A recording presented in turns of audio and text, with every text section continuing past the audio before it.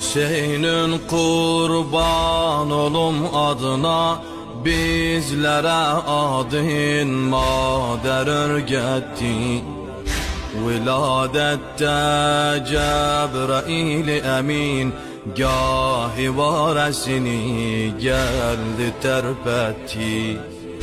Veli bilmem Kerbela'da niye, sinesin boğazın şimre görsetti.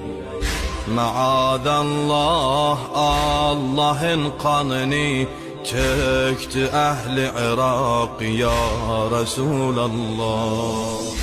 Selam olsun kanlı leblere ki, istiden kurudu su kenarında.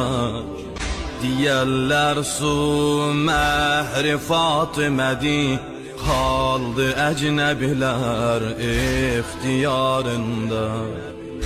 Hüseyin'in bir süt emer balasın, teşne okladılar kan diyarında.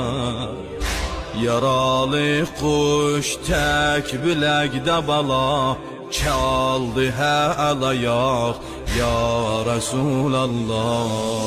Muharrem'de kara perçem eser, sinede kızışar şialar kani. Dolan gözler Kerbela'ya bakar, katre katre akar her ciger kani.